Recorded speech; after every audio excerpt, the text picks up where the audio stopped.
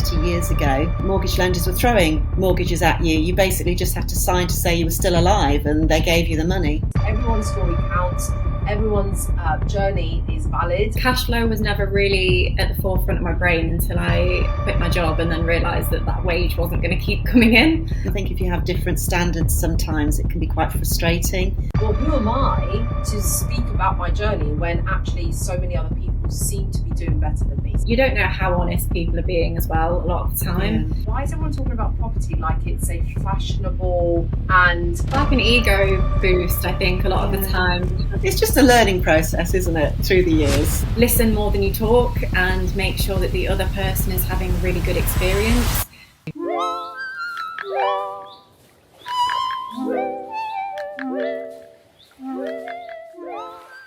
Welcome back to another episode of the Money Honey podcast with me, your host, Rosalia Lazara Tilley. Now, this show is celebrating and has been celebrating for the last about 18 to 20 months since we've been running this. We celebrate the best talent in the industry within the property, finance and construction industry. So I scout out as many women as I can who can be the face and the voice of our industry. Now, because we are so-called, our so-called industry is about like, oh, men, too many men, whatever. I'm trying to change that and I'm bringing the community together. And there's so much out there already. You know, there's lots of female-based events and you always get that question, don't you? Like people today still say, why does it have to be just women? Like, and you're like, oh my God, like it's 2025. I don't think I need to be Yeah, I wish it didn't. I wish I didn't have to make it really obvious and, you know, segregate us. But, you know, unfortunately, there is still a divide. There is still, you know, that disparity. There's still that lack of equity and diversity. So yes, these groups exist to empower us, not to separate us, right? I just want to make sure that that is really clear, that the Money Honey is here because we are empowering our voice and empowering our women in the industry, not trying to create a divide and a separation. So that's how, you know, we come in peace. That's what we're doing this for. But yes, we get that a lot, don't we? And so today, the dynamic is not just about women, but women and working with your family. So I'll go into that into a little bit more detail in just a second. But if you are new here, welcome. I usually call you and the guest. So if you're a listener, if you're a guest, you are called in my community a Money Honey. And what does that mean? So a Money Honey is women who are making money through their either property or through business or through investing. And it's about really being comfortable with women talking about money and being really comfortable with women talking about their business, because often many women are known to be quietly successful. You know, they're successful, they do really well, but they just don't want to share anything about it. They just want to keep it to themselves.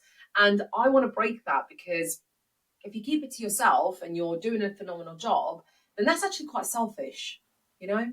And the reason it's selfish is because you're keeping that from your future self, from your daughter who might be watching you, from your son, or from anyone else that you might meet along the way that could be like, oh, do you know what? Thank you for sharing that, because I really needed to hear it. And that's why we bring these stories to you. I also get people saying, oh, I haven't achieved that much, or I'm only new in property. I haven't really got a story to tell. That's also a misconception about guests on the Money Honey podcast, that people think that you can only be a guest if you've got like an £8 million portfolio. That is not the case. We want everybody's journey to be represented and everybody's voice to be heard, because you're going to resonate with different people at different times. So I feel like an imposter sometimes, because I'm like, oh, I'm a public speaker in the property sector, or I'm a public speaker in finance. But then I'm like, yeah, but I haven't got the biggest portfolio.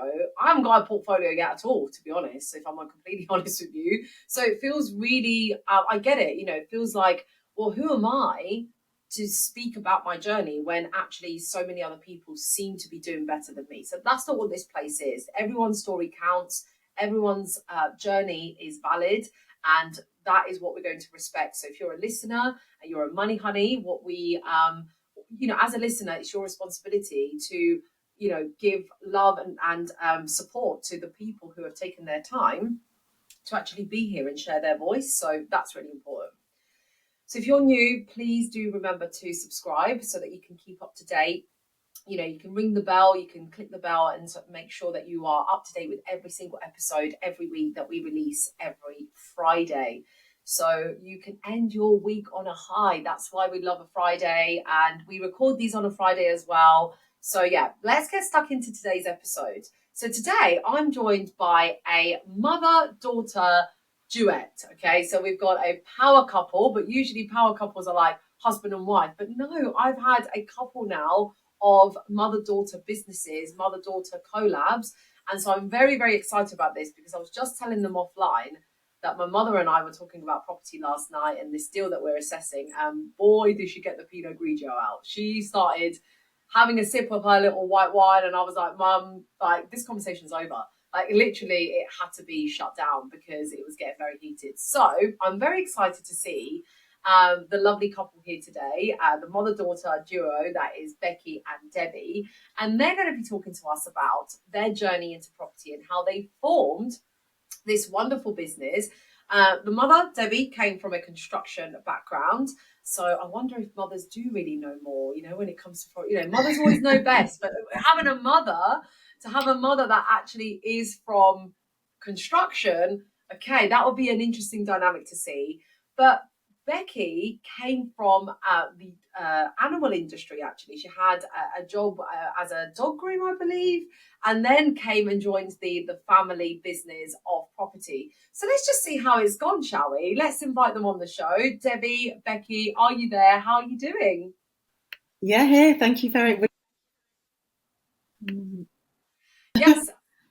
Yes. I can hear you. How are you doing? Here we're doing well. Sorry, it took a bit longer than we thought. No, don't worry. Good. I'm excited to share both of our sides of different journeys, but yeah. Yes, so why don't I hand over to you? Give us an intro and who you are, both, if you want to do a separate intro, and what you do. It makes sense for you to start, I guess. Okay, I'll start. So I'm Debbie. I've been in construction now for well over 20 years. Started off, I think, like a lot of sort of women coming into construction on the admin side of stuff. So it started off with the bookkeeping and then progressed into costing up the works and the bill of quantities and all of that kind of thing, and then becoming more and more involved with what was happening on site so that I could understand more for myself what was happening in the office and sort of put the information together. So yeah, it's been quite a organic progression rather than a sort of qualifying to do a specific job.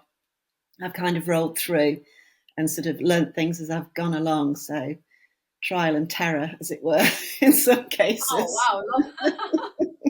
Yes, I can imagine. And when did that journey actually start? When did you get into construction? Oh, that started, I was pregnant with Becky and I went part-time in my job and then had to, or needed to sort of support my husband on the admin side in his business. So yeah, that started about 26 years ago. Wow. And what was it like back then? In a time where I imagine 26 years ago, where very few women were visible in that space. Yeah, very few. Was it a different comparison to now? Absolutely. I mean, you literally were just in the office. You didn't even have female architects as such or engineers, not like you do now. I think the only female in the team as such, as far as the business was concerned, was the accountant. Everybody else was male. Whereas now a lot of the architects we work with are female, some of the engineers are as well. So it's definitely changed over the last sort of quarter of a century. Wow, that's amazing. Awesome. Well, we'll dive deeper into that later. And Becky, tell us about yourself. Yeah, so I actually started, like you say, in the animal sector. I was a dog groomer. That was one of my sort of earlier jobs. and really enjoyed it. I did that for probably about 4 or 5 years. And then it just became a situation with money, to be honest. There was a cap on how much I could earn. So I started looking at where else I could go, and then eventually fell into customer service and sales roles, and then worked my way up in that company, ended up managing the team there, and earned enough to basically buy my own property. So I was on the hunt looking for my first property, and just for myself. And the algorithm kicked in and started sending me all these things about property investing. And I wasn't in a job that I enjoyed. I probably focused on the wrong things, which was how much money I could make. And I suppose then realised that I would be trapping myself into a job that I didn't enjoy by getting a mortgage that relied on that income. So when the pop-ups were coming up about property investing, and I very much fell down the rabbit hole. I started to realise that actually maybe this is a better option to invest my money into something that would work for me, rather than essentially just drain me and keep me stuck in a situation that I wasn't happy in. And conveniently, obviously, having a family in construction, you'd already done developments previously with JV partners. I just thought, all this education was coming up, so why don't we team up? And I suppose at the time didn't really anticipate the amount of strategies that would get thrown at you and all these different business ideas and things like that. And we just dived in basically, and then I ended up quitting my job November last year, and then just going all in. I'm very much all or nothing as a person.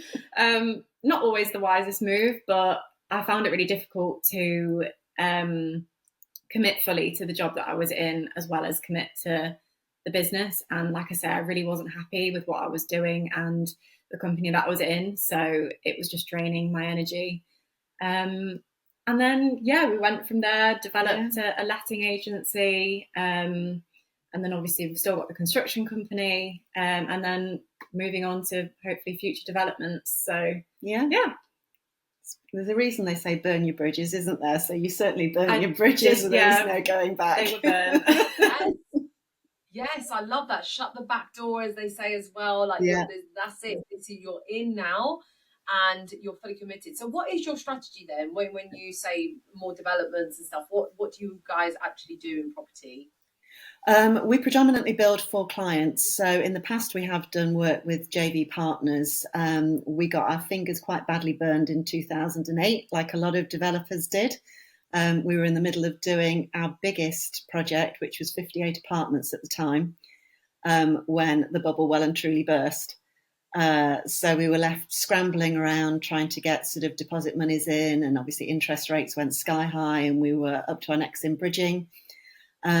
So we came out of that sort of by the skin of our teeth, and that did well and truly scare us, because we almost lost our home and all sorts.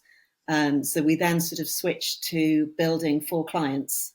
So doing predominantly new builds. We work with a couple of local architects who now sort of feed us work quite regularly, which is very good. But we're now obviously sort of moving forwards with Becky's encouragement, because she did kind of like shove me. So my husband's very much on the tools, and it's sort of more myself that's doing the business side of things. So she did sort of shove me and say, look, Mum, we need to be looking at this again now, come out of the shadows and be brave. So that's the construction side of things. And then obviously as Becky came on board, it was very clear that we needed to look for another strategy. And, well, the letting side of things. I realised that, I suppose, cash flow was never really at the forefront of my brain until I quit my job, and then realised that wage wasn't going to keep coming in. So I think there's not that much, focused on property businesses in terms of just focusing on cash flow and not kind of collecting assets. So think we were very much of the mindset that that's the goal, is to obviously collect these assets and obviously let them appreciate over time. But even with developments where we were focusing on flips initially, you obviously get your chunks of money, but there's big periods of time where you're not getting anything coming in. So it was very obvious to us as soon as I left that we needed to develop another business that was going to cash flow. And even from the construction side of things, again, it's you kind of get chunks of money along the way, and it's not much of you don't get a steady stream. So we were basically trying to think, how can we get that steady stream of income so that we're, as for ourselves from a personal perspective, okay to then go on to developments with investors and have that security there. And as we were at networking events, we were hearing landlords complain about the same things again and again and again with letting agents, and how they weren't happy with them because they were paying for work that they weren't doing, or they were just basically, negligence, really. Either not putting in the effort, probably, that the landlord would hope, not keeping up to date maybe with rental values, and letting things sort of jog along at a very sort of minor level, whereas potentially the rents could have been increased and there could have been a better income for the landlord. So we kept hearing that, didn't we? Yeah, so. And I think from obviously coming from a customer service perspective, where it was kind of my job to put systems in place to control the customer experience and make sure that kind of listen more than you talk and make sure that the other person is having a really good experience.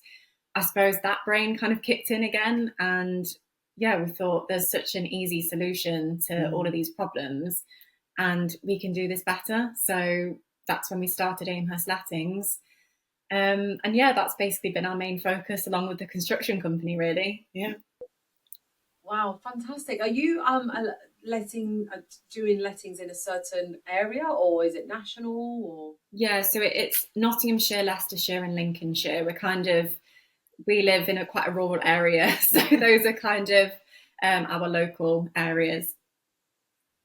And what's the next project that you're working on? Like, what are you currently working through?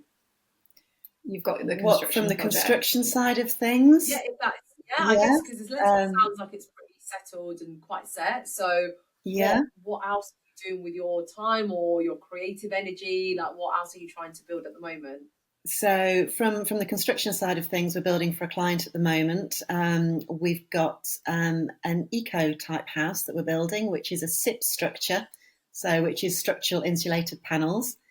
So it's kind of a prefab, I suppose you'd sort of liken it to. So it comes out of the sort of factory, as it were, already sort of flat packed, and the team comes out and assembles it on site. So we had to do all of the foundation works, the floor slabs and everything, so that they could assemble the structure. And then once that was done, it's our job to come in and do the brick face work, or the stone face work in this case, to sort of clad the timber and do the roof coverings and supply and fit the windows, and then obviously go inside with all the stud work and insulation and first and second fix, electrics, plumbing, etc., through to decorative finishes. So that should be finished. We started that, just before Christmas, and we should be finished September on that one. And we're actually looking at a second SIP build now for a client, again through the same architects, which is just sort of a few villages down from this site. So we're busy pricing that up at the moment, and it's quite interesting because you see, obviously these clients have quite a lot of input with the architects from a design point of view and how they're going to use the space from a living point of view. So while they're both SIP builds, they are quite different styles. Love that. And Becky, what kind of strengths do you think your mum is bringing to the team? I think just thought I'd throw that out there. Spot there. I'm going to be asking you as well, Debbie. What do you think, Becky? What strengths makes your team strong because of Debbie? Yeah, so this is actually interesting because on one of the training courses we did Well, I think the first one actually, we did a wealth dynamics test, and it gives you sort of different personalities. So I'm very much creator, and mum's very much a tempo. So mum brings all of you like a system, don't you? And you like to stick to a system and doing all the boring stuff that I really hate. I'm happy analysing data, looking at measurements, putting numbers together. Due diligence, all of that. Very thorough. And basically, I think you kind of rein me in and stop me from going ahead and jumping in ahead of myself. You're very risk averse, aren't you? And I am risk averse, but I suppose I've got a little bit more. I think that comes with youth, though. I've Maybe been burnt a few times. So. Yeah, I've not had obviously all the negative experiences that mum's had. It's just a learning process, isn't it, through the years? So So I'd say we have the same goal, and a lot of the time, you know, when you get asked your why and why you're doing it, it's kind of part of our whys is each other as well. So there's that level of trust there as well. And I know obviously working with family can be a bit turbulent sometimes, and it depends what your family dynamic is like. Luckily, we're quite similar personality wise, and kind of how we communicate is quite similar.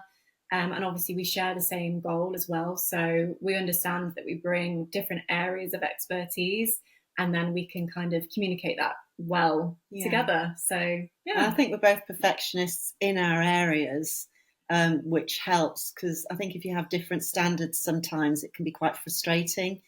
And probably quite awkward to take that up with a family member if you're sort of saying, "Oh, sorry, you're not really pulling your weight." Yes.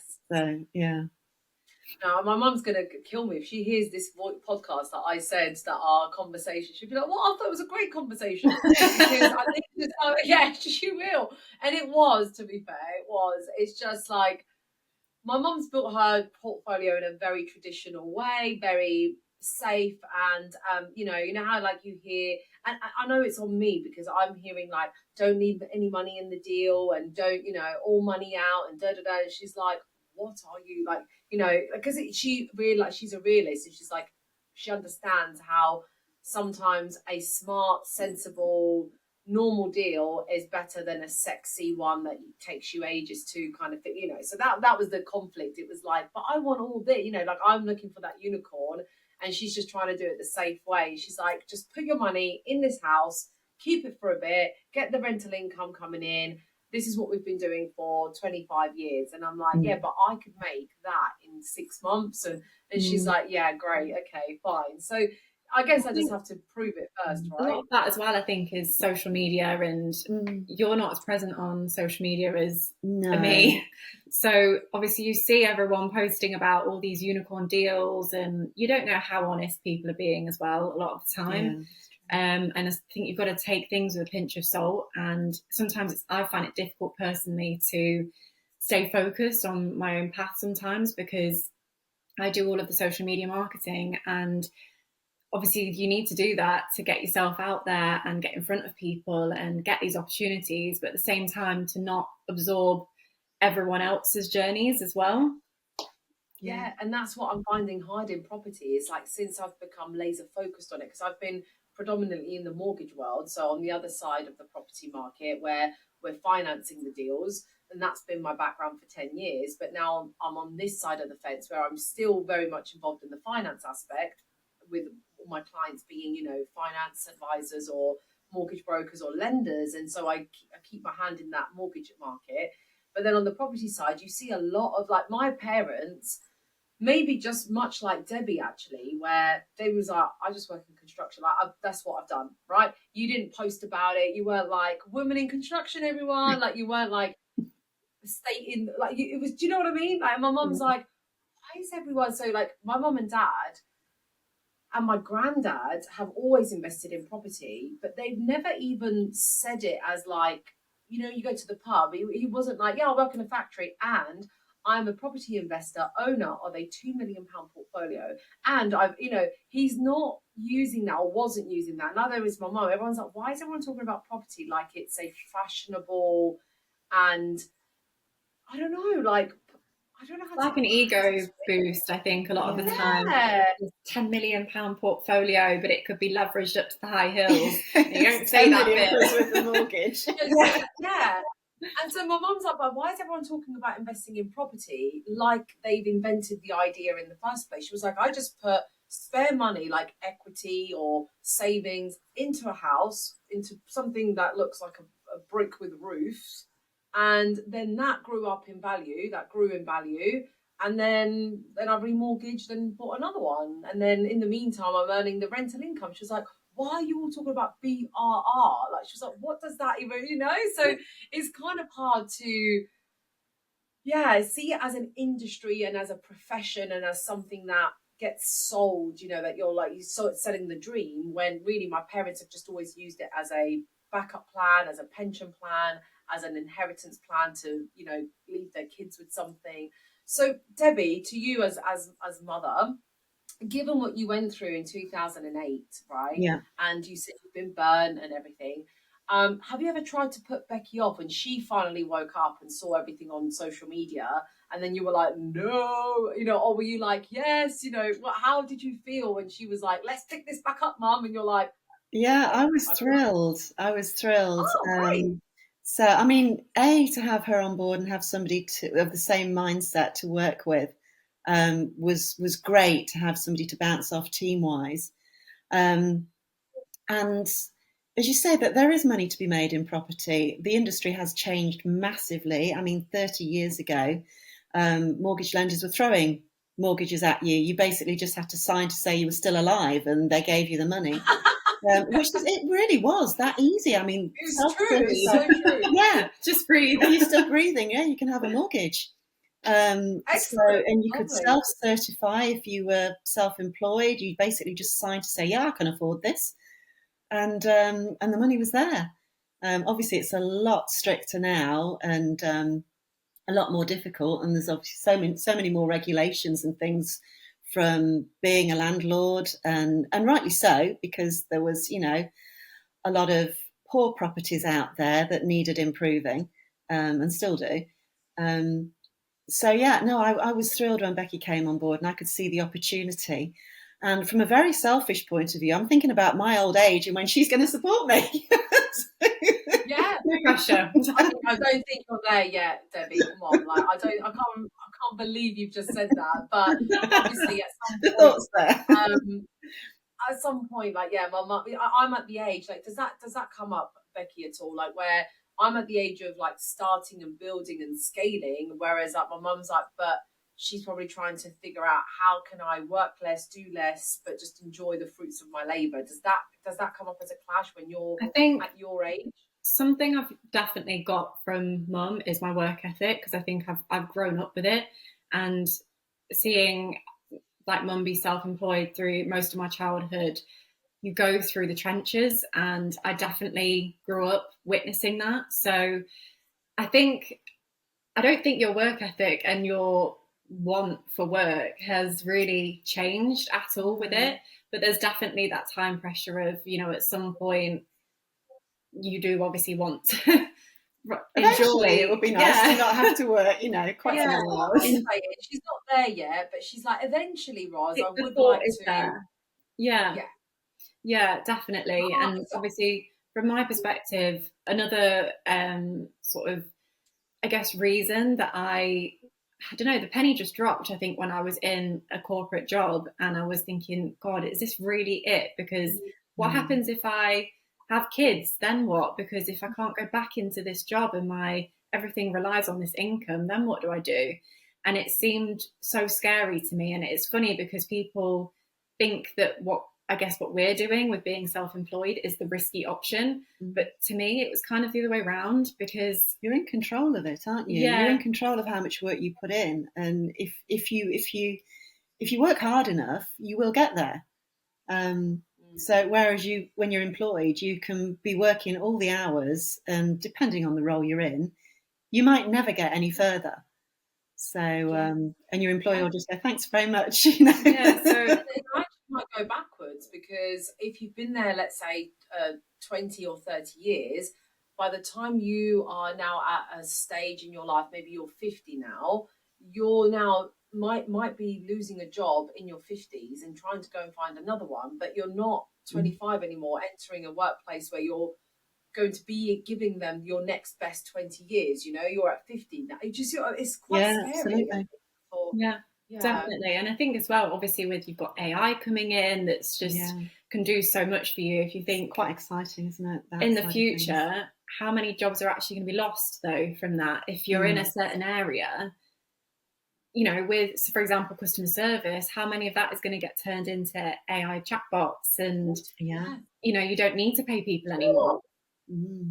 Yeah, like with ChatGPT has even started changing how it replies to me, because like I've been using it. Let's look at personal trainers, for example. ChatGPT can tell me exactly like what I should be eating, macros, all of that, right? So I was talking to it and I was saying, hey, like these are my macros, this is what I should be eating, and this is what I've eaten today, because I was just trying to measure. Like lately I've just been trying to be really like on my muscle building pace, if it's showing. And I was telling ChatGPT what I'd eaten, and it replied, because I said, I realised I was low on carbs, so I added half a sachet of the Tilda rice. He was like, excellent choice, that's such a great flavour. I was like, where did you have an opinion? Like, you know, like it started to reply. Yeah. You know, that's different. That wasn't replying like that a few months ago, but now it started to say like, oh yeah, what an excellent choice. Or like when I like talk to ChatGPT about my guests on the Money Honey show, and I say this is their bio, like, and I'm not gonna lie, I think of creative ways to ask questions. I'm like, oh, so Becky and Debbie are coming on the show. What questions would you ask them? This is their bio.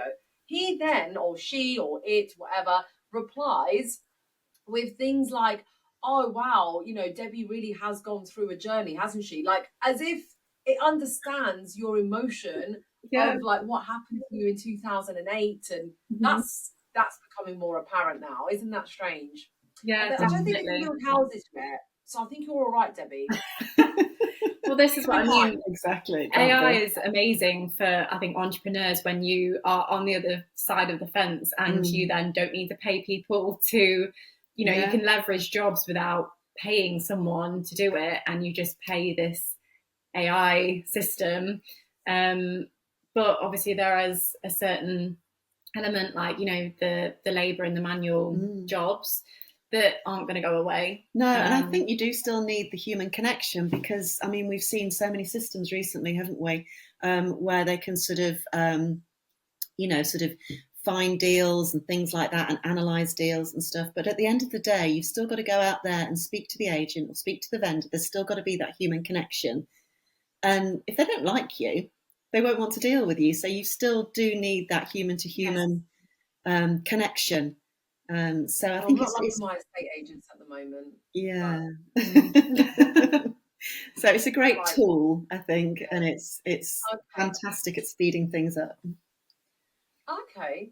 So I want to ask a couple more questions, and I obviously do realise I need to wrap up at some point, because we are getting to that time, and I feel like I want to get to know you both so much more. I've got lots of questions, so let's just do a few quick fire questions, answer like short and snappy, so we can get through quite a few of them. So one question I have for Becky is, what do your friends say about what you do, given your age and what they might also be doing at their age?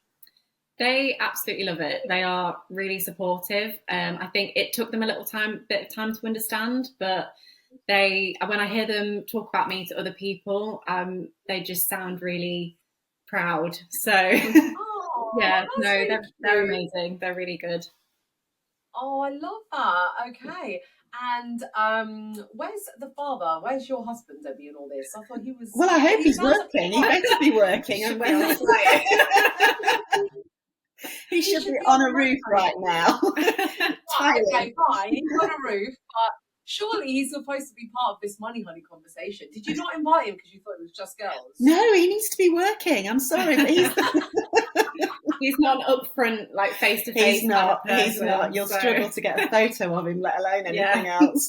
Oh, I see. Yeah, I keep saying to my dad, I'm like, Dad, I could do you a social media channel, like I could do, and he's like, no, like I don't know where I get it from, or because I'm so much in the media, my parents, my mum saw a mic once and I think she nearly passed out because she had to speak at a conference. She was like, "Why do you like that microphone?" I was like, "I don't know, just I'm all right with it, over time." But yeah, they're both really don't like it. To be fair, when I put a camera in front of your face for the first time, you definitely freaked out. I'm not particularly comfortable with it, but I think that's a generational thing because we're just, you guys have grown up with it. I say that, but there's lots of people in I'd say the opposite end. I don't know what you think, Becky, but I'm a millennial, so you can either go either way. It's our generation grew up with and without internet, so we knew what both worlds were like. And I remember I was saying to my husband, I was like, I don't know if I could survive uni again, as in if I would get the same degree as I've got today. I don't think I'd be I'm putting myself down, but I don't think I'm as smart now as I was as in I would be in a lecture and I would listen to it, read the books, write things down, get through an essay, and I'd be 4-6 hours without the internet. I wouldn't be on Instagram and I wouldn't be on Facebook and I wouldn't be, but now I'm there and distracted by it all the time because that's where my job is. And I was like, I don't think I could do an essay anymore. Like, I don't think I could write something for 2 hours without needing to find information from, you know what I mean? ChatGPT could do it for you. It's too easy now, isn't it? Yeah, you can just go and get someone else to do it. And I loved the library. Right, okay, anyway, let's go through more questions. You both mentioned, or we have been talking about women, supporting women in the industry. But can you share a moment, or has there been a moment where you're like, that didn't feel supportive? Didn't feel supportive. I think there's definitely moments where opportunities have come up and I've told women within the industry and women are either super supportive or you can tell there's an element of maybe intimidation there or a little bit of jealousy. And the tone kind of changes and the dynamic. You can just sense a bit of a vibe. Maybe the support kind of dwindles. I think sometimes I've found that some people within the industry, they're really supportive when they know that you're either below them or at their level. And then as soon as you start reaching for more, then they don't like that as much. So I think there's definitely, I've had to learn to kind of keep pruning the circle and keep it nice and positive and supportive. You get that from males and females, haven't you, as well? So it's not works both ways. Yeah. So yeah. Amazing. Where would you like to see your business? Final question, both of you. Where would you like to see your business if you weren't working with each other, but you were working, how would you see your business if you were working separately? Oh, what gosh. Would you be doing, Becky? I have never considered. Debbie?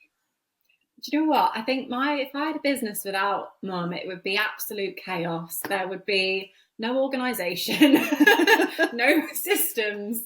Becky's very creative. She's great with the marketing. Yeah. I do all the nuts and bolts bits in the background. I've never considered a business without you.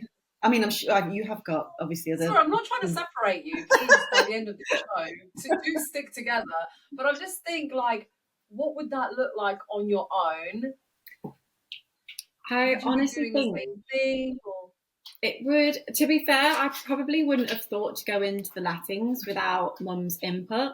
I think I'd have probably gone for something maybe, a little bit more creative. Just because that, like I say, that's what I kind of thrive in, and I love that.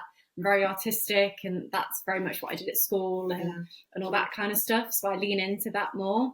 Whereas obviously, you could have been property marketer, exactly. I'd probably be doing something like that. Yeah. Whereas the lettings, there's so many regulations, so much red tape.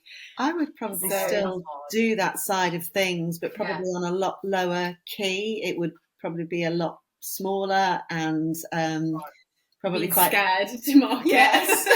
Because you need each other. So it just goes to show you have to, and that wealth dynamic test, I love that. If anyone who doesn't know about it, just look, Google wealth dynamics, and it tells you, me and my husband did it, because it also tells you about your relationship and why even though it's more business focused thing. But I'm Dynamo and he's more, what's he? Is he Blaze and a bit of tempo? But I think he's tempo and Blaze.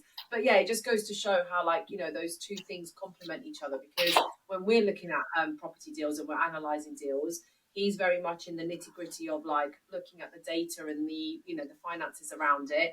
I'm thinking like, what could this be? You know, what could we turn this property into? Like, how, you know, what's the potential here? And he struggles to walk into a room and like visualize the refurb as much as I visualize it, whereas he'll just like add it up, you know, that kind of, in so many words. But ladies, you've been such great money honeys on the show today. Thank you so much. How can we continue following your journey and watching what you do? Where's the best place to find you? So on Instagram, we're Bonded by Property. And then I'm very active on LinkedIn as well. So it's Becky Clark on LinkedIn. I love that. Bonded by Property. I take it the name Bonded comes from, you know, the family. Yeah, I went to a networking event the other day and I said that to someone and they thought I said bondage by property, and that was all. Completely different. I was like, no. Awkward. Yeah, it was awkward. So that conversation ended.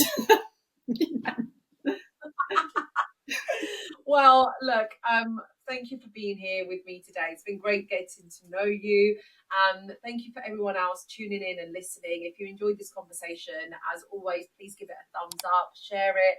And if you do want to chat more to Becky and Debbie, of course, you can reach out to them directly through Instagram or LinkedIn. And I'll see you on the next episode. But remember to subscribe and click the bell button, because then that way you'll be notified of the next episode and you won't miss the next guest. So thank you again for being here, and I'll see you all soon.